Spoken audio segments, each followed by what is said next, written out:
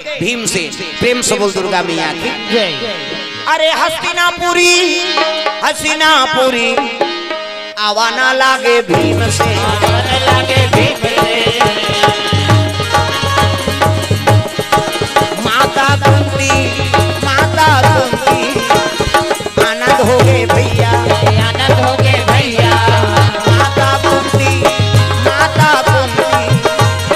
आनंद हो गए भैया, आनंद हो गए भैया।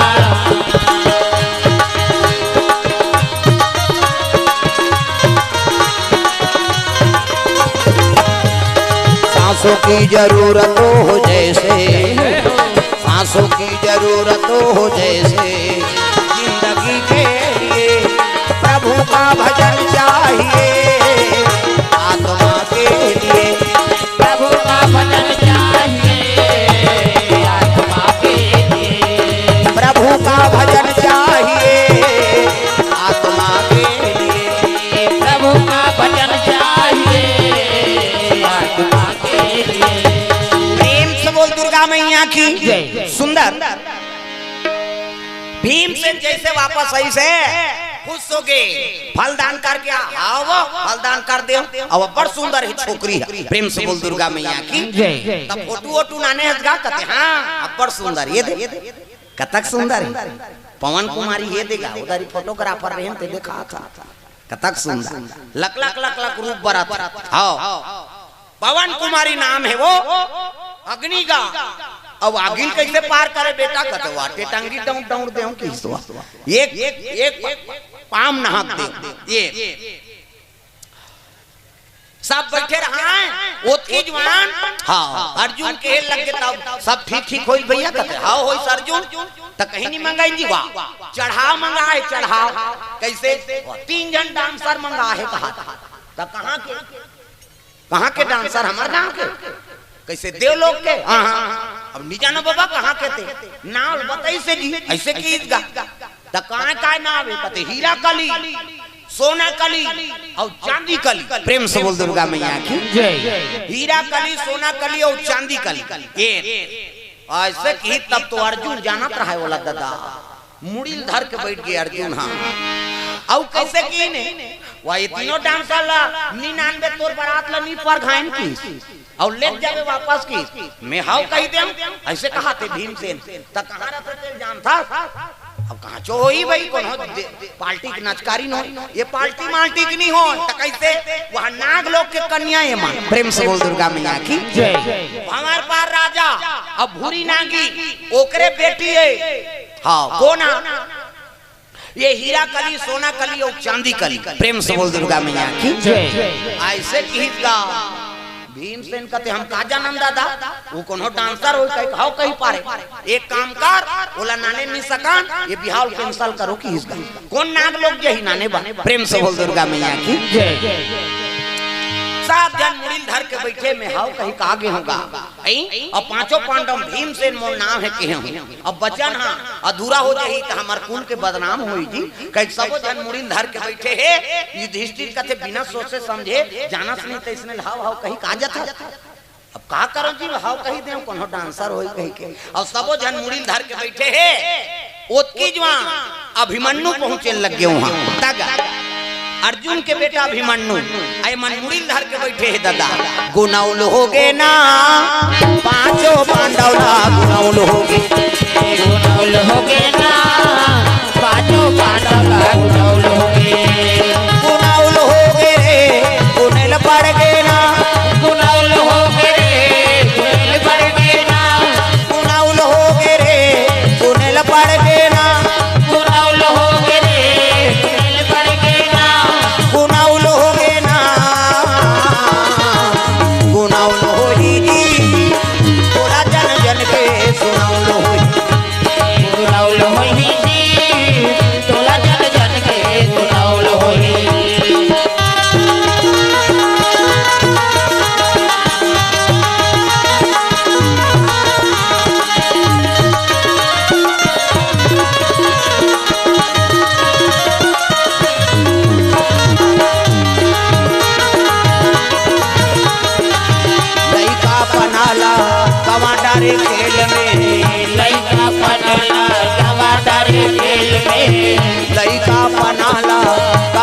रे खेल में, लइका बनेला गवाना रे खेल में, जवानी जर गई जी काम के डब्बा तेल में, जवानी जल गई काम के डब्बा तेल में, लइका बनाला गवाना रे खेल में, लइका बनेला गवाना रे खेल में,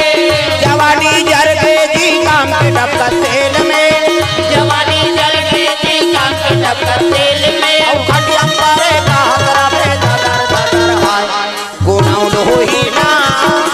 तोला जन जन के सुनाउल होई, तोला जन जन के सुनाउल होई।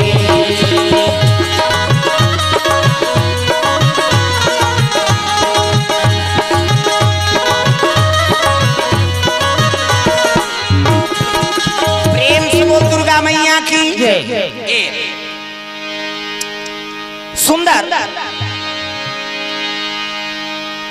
अभिमन्यु अग्निवान पहुंचे लगे, पांचों पांडव मान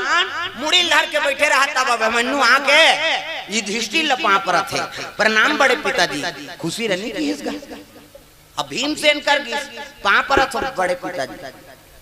अर्जुन लपा पर प्रणाम पिताजी, ओकर काका माला पा पर चीट न पोट। अभिमन्यु देखी सब कथे कन्होदार के नहवन ने होता है, ऐसे की नहवन ने होता है तकाबर चुपे हवो। भीमसेन कहते थे कैसे गोठिया था बेटा, त सब जन कहां पर थे को जन तो खुशी रखते का हो के का चिंता है तेला बता, ऐसे की चीज का अब का बताबो बेटा है नी।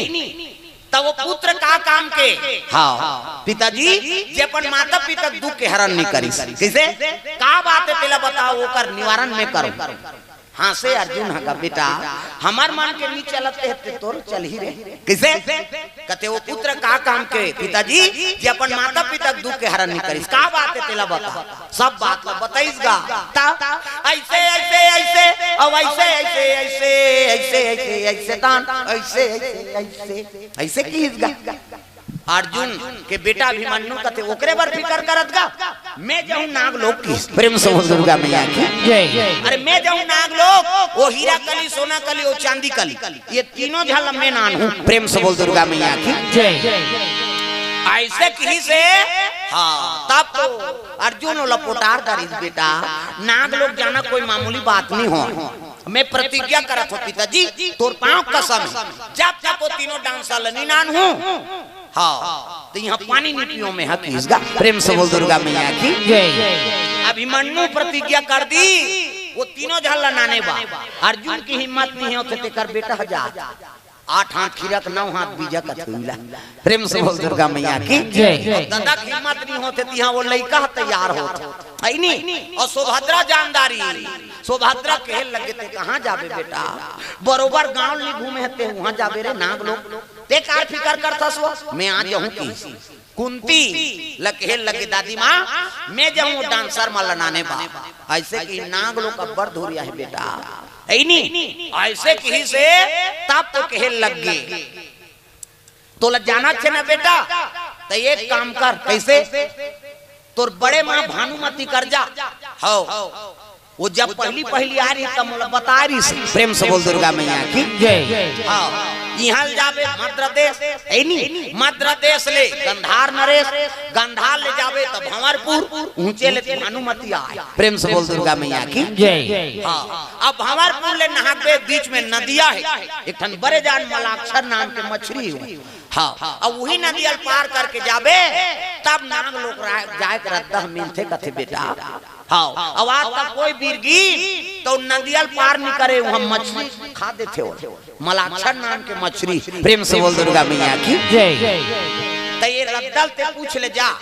तो बड़े दई भानुमती कर वो दुर्योधन के पत्नी वो नाग लोक ले वो आए। प्रेम से बोल दुर्गा मैया की जय।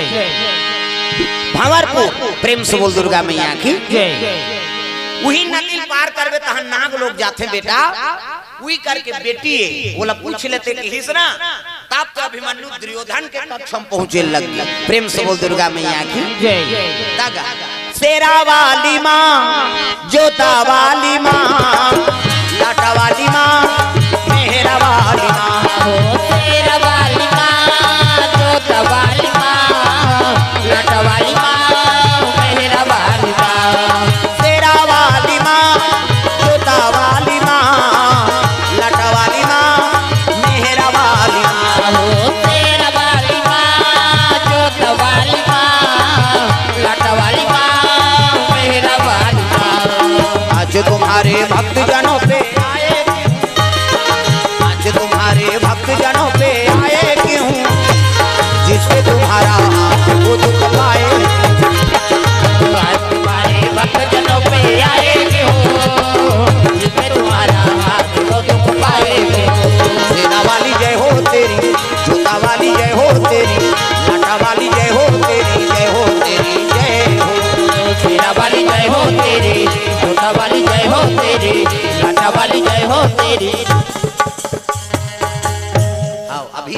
गाँव कहा है नहीं। शेरा वाली जय हो तेरी, तोता वाली जय हो तेरी, लाटा वाली जय हो तेरी, जय हो तेरी जय हो। शेरा वाली जय हो तेरी, तोता वाली जय हो तेरी, लाटा वाली जय हो तेरी, जय हो तेरी जय हो। शेरा वाली माँ, तोता वाली माँ, लाटा वाली माँ, मेहरा वाली माँ। शेरा वाली माँ, तोता वाली माँ, लाटा वाली माँ, मेहरा वाली माँ।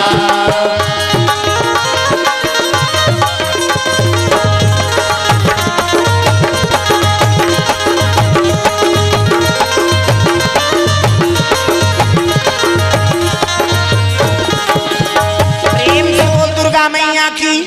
सुंदर। अभिमन्यु जाके भानुमति प्रणाम करते, प्रणाम बड़े माँ कथे खुशी रे बेटा कैसे आज अभिमन्यु कथे में नाग लोग जाए बर हाँ रद्दा पूछे ला बड़े दई कथे ते कहां जाबे बेटा वहां बड़े बड़े वीर कीनते मन वापस नहीं आए त रद्दा ल बता देना वो पार देखे जही तैहल जाबे मध्य देश ले जाबे गंधार और गंधार ले मई के चल देबे। प्रेम से बोल दुर्गा मैया की भंवरपुर हाँ ऊंचे लान में किसे अब भंवरपुर ले आगे बढ़बे तब बड़े जान नदी। प्रेम से बोल दुर्गा मैया की वो नदिया में एक मछली बेटा मलाक्षर मछली हाँ जे डोंगा जाते ते मन वापस नहीं आ मरीज जथे खा देते रे और वहां कैसे पार करबे कते ई रद्दा रे बड़े दई कते हां अब ले भगवान भरोसा बनी की पां परी अभिमन्यु आगे और निकाली घोड़ा सीखे पड़े घोड़ा हां घोड़ा में जैसे बैठा थे कमान में तलवार तरकस में बांध धनुष धरे है अब बैठी सब अभिमन्यु घोड़ा में नहीं सुभद्रा रोत बेटा मोर एक जन आखी एक ठन काम ते कार जात होबे खेल लगे मां तोर आशीर्वाद रही ने तो मैं विजय हो कहूं कार फिकर कर था सो गांडीधारी अर्जुन हां मोर पिता है और भगवान के भांचाओं में अलवा जलवा नहीं हो। प्रेम से बोल दुर्गा मैया की जय। भगवान कन्हैया के भांचाओं ऐसे की पांव पर इस कन्हैया के और चले लग गया था घोड़ा कूदा थे। प्रेम से बोल दुर्गा मैया की जय। अभिमन्यु पड़पड़ घोड़ा कूदाते चले लग गया दादा तब गरगारा गरगार जावाना लागे भैया जी पड़पड़ा पड़पड़ दौड़ाना लागे भैया गरगरे गरगरे दौड़ाने लागे भैया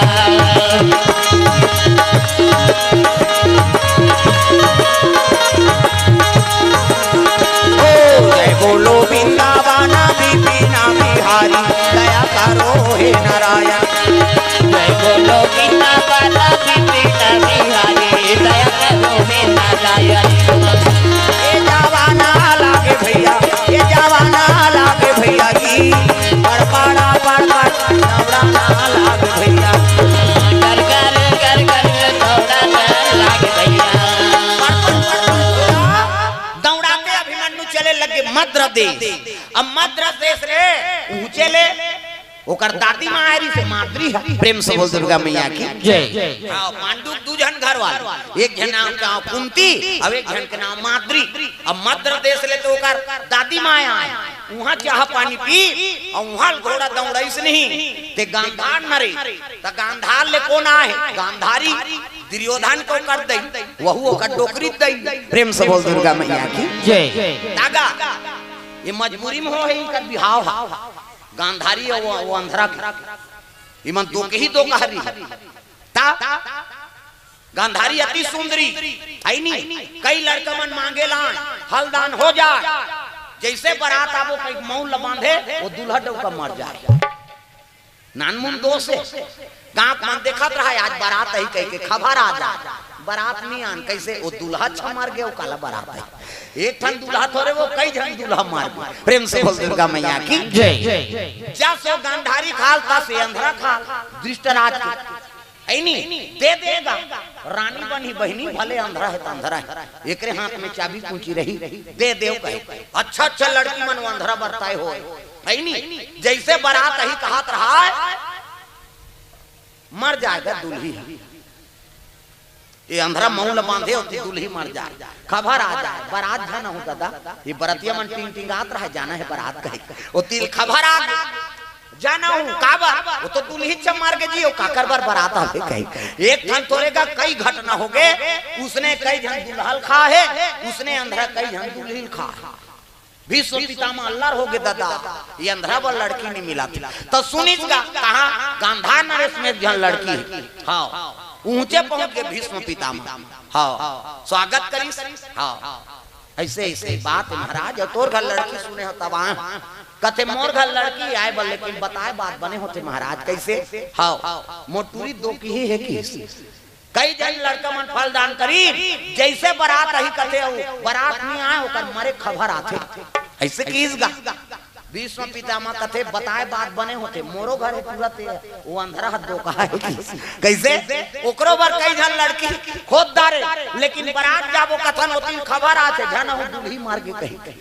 तजस तोर हाल तस मोर हाल अब मैं जान सुन के मांगे लाए तो कैसे करबो अब तहु अस्कट आगे महू अस्कट आगे देखा ले ये दोनों जन को जोड़ देथा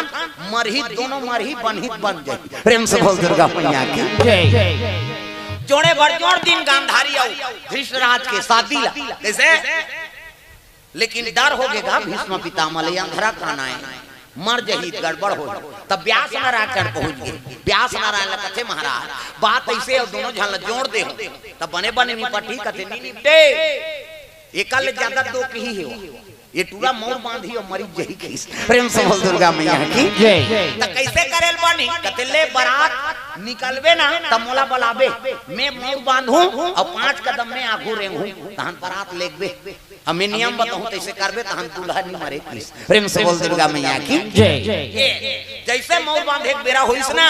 तब व्यास नारायण लबलई व्यास नारायण मोर बांधी और 5 कदम रेंग दी हां ले अब बारात जा अब वो महामृत्युंजय मंत्र के माला जाप करे लगी ओम त्रयंबकम यजामहे सुगंधिं पुष्टिवर्धनम उर्वारुकमिव बंधना मृत्युर्मोक्षीरमामृतात् माला जाप करे लगे महाकाल और कह रहा देख भावर पर आवे ते 6 भावर करवाबे 7 भावर मत करवा और 7 करवा तो फिर भी कर रठी अंधरा की 6 भावर करवाबे और निकाल लेबे और गांव बहिर में एको ठन डूमर के पेड़ मिलही ना त छोकरी चल घुमा देबो में एक के झाड़े हाँ समझ जतहन कट गयो का जो अमंगल हेते ए प्रेम से बोल दुर्गा मैया की जय उसने करीनगा 6 भावर हाँ बारात पहुंची सुहा पहली बार बारात आ है बहनी ने दूल्हा मरी जाया ऐसे कहा अब वो गांव बारात गया है तो हम कहा पहली बार बारात आए हैं यार पहिरे रहन पहले उतारन कहीं ऐ नहीं खुद से बरतिया घरतिया मन स्वागत करी 6 भावर वाला घुमाई हां भीष्म पितामह कहते बस हो गए तो एक भावर हो बाबा कहते नहीं बने हमार में 6 भावर होते की और 6 भावर घुमाई गांव बहिर ऐस ना त दूल्ही गांठ लहेर दी और डूमर के पेड़ में जा घूमबे की प्रेम से बोल दुर्गा मैया की जय उई डूमर के पेड़ में एक भावर घूमी तब वो अंधरा बांचे प्रेम से बोल दुर्गा मैया की जय ता गांधार नरेश जानत रहा ऐनी ए हसीनापुरी मन हब्बड़ हां जानकार दादा अभिमन्यु पहुंच गए ऊंचे प्रेम से बोल दुर्गा मैया की जय अभिमन्यु पहुंची तब कहे लगे शकुनी भाई मर रहा है शकुनी मन ढलोक 100 भाई सब ले बड़े शकुनी हरि हां और 99 जन नीचे गांधार 100 भाई किच्चा तो 100 भाई सब ले बड़े किच्चा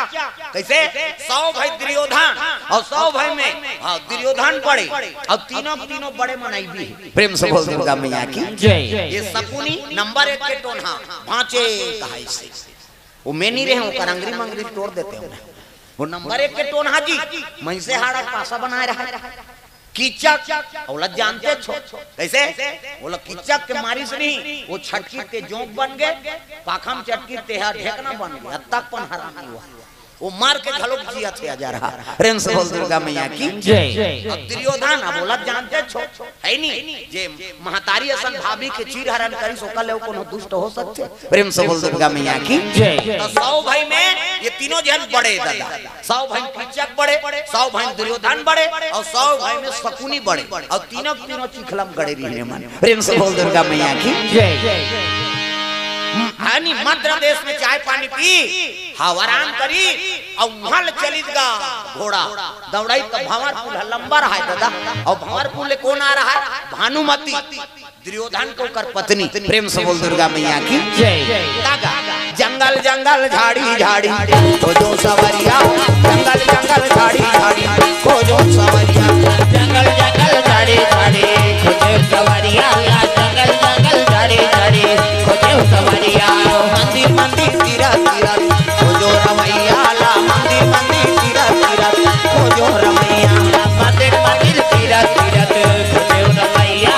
मंदिर मंदिर तीरा तीरा खोजो रमैया द्वारका वृंदावन ला द्वारका वृंदावन ला द्वारका वृंदावन और काशी के डगरिया मंदिर मंदिर मंदिर मंदिर तीरा तीरा खोजो रमैया ला मंदिर मंदिर तीरा तीरा खोजो रमैया मंदिर मंदिर तीरा तीरा खोजो रमैया मंदिर मंदिर तीरा तीरा खोजो रमैया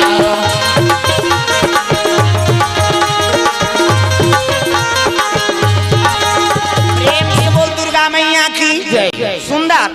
चलते चलते घोड़ा अतक बियाबान जंगल चिड़ै करे चाव न कौवा करे काव बाघ भालू करत हाव हाव अब पड़पड़ पड़पड़ घोड़ा दौड़ाते दौड़ाते घोड़ा अचल हो गया नी सकी दौड़ेल घोड़ा कतक दौड़ी मोटरसाइकिल चलत चलत इंजन गरम हो जाते हाँ ते कनी जुड़ान दे जी धुआं देथे है नी तैसने घोड़ा झलो कथा खोगे अभिमन्यु कथे मोला जाना है जल्दी जाए बड़े कैसे करो तो घोड़ा ऊंचे छोड़ दिसले आराम कर अब मैं वापस हूँ तब जाबो तोर संग वहां ले पैदल यात्रा अभिमन्यु चले लगेगा प्रेम से बोल दुर्गा मैया की जय तो रात के भंवरपुर के एक धर्मशाला मुरुकी सो प्रेम से बोल दुर्गा मैया की जय अब आधा रात के थोड़े काकरो घर जही है नी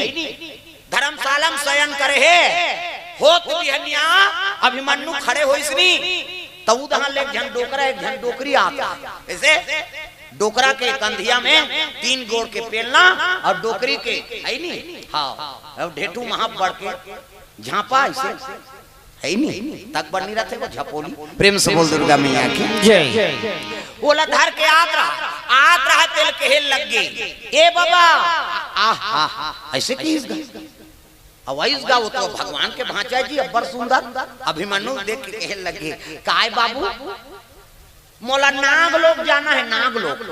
रद्दल बता देते ऐसे किसनी वो डोकरी करते थे नान चंद दिखा था कहाँ नाग लोग जावेगा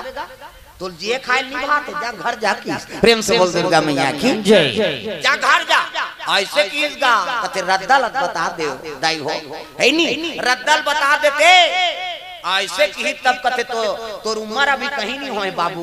बड़े बड़े गिर जाते तो मछली मारे नहीं बाँचे ते नदियल पार नहीं कर सकते वह नाग लोग जावे